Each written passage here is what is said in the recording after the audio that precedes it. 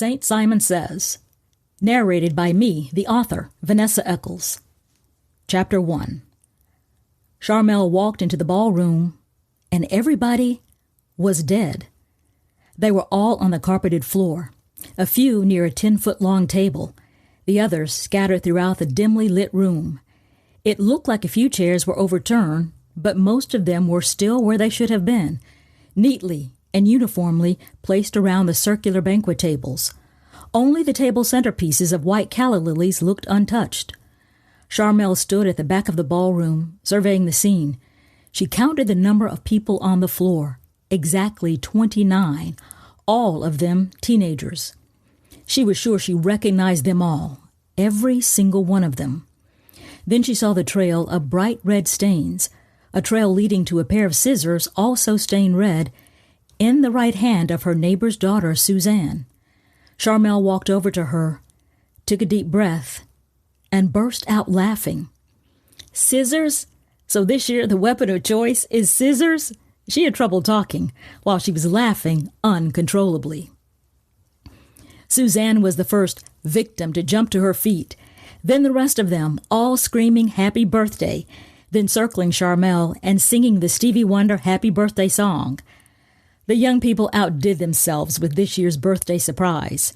For the third year in a row, the teenagers in her church youth group surprised Sharmelle with a fake crime scene for her birthday.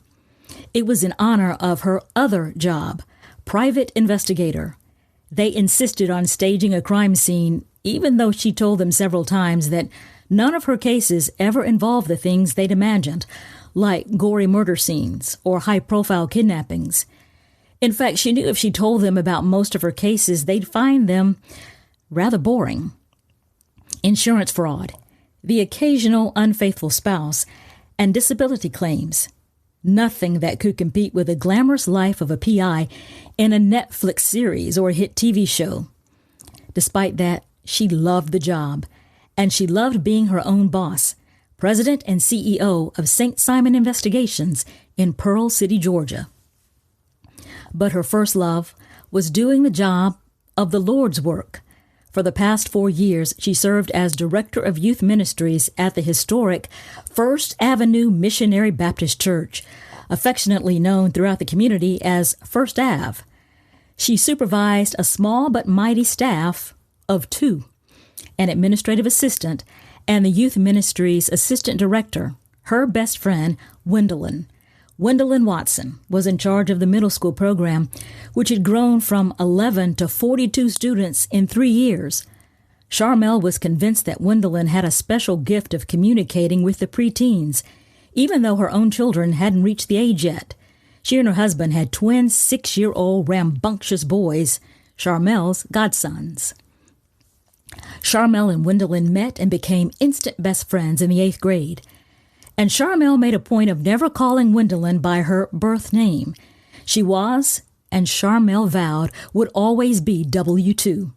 It was corny, they both knew, but it was something that bonded their friendship since they were 13. When Gwendolyn's now husband, Lennox, proposed, Sharmelle told him she approved of the upcoming marriage because when Gwendolyn Weaver became Gwendolyn Watson, W2 still worked. While W2's middle school program was thriving, Sharmelle was trying to keep 34 high school students committed and involved. And it wasn't easy.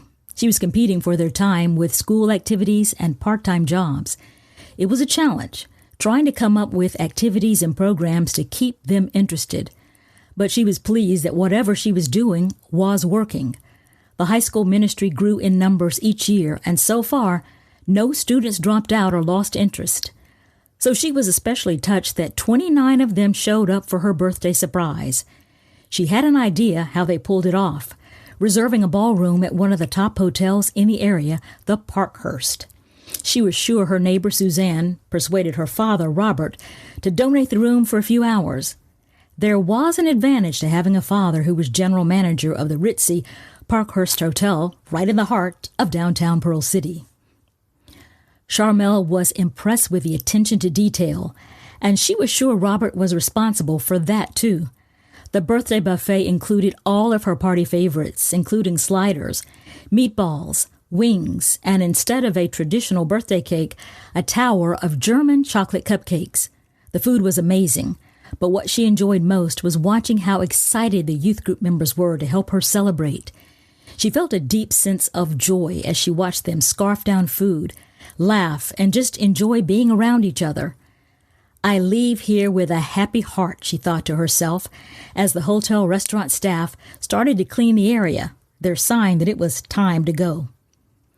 On the drive home, Sharmelle could only think about how blessed she was. The birthday weekend was off to a great start, and she was going to bask in it, enjoying every event family and friends had planned for her over the next 2 days.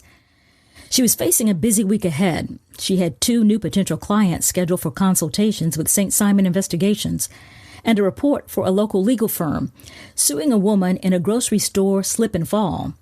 She claimed to be bedridden with excruciating pain, but Sharmelle took video of her playing pickleball with her granddaughter on a court in the next county.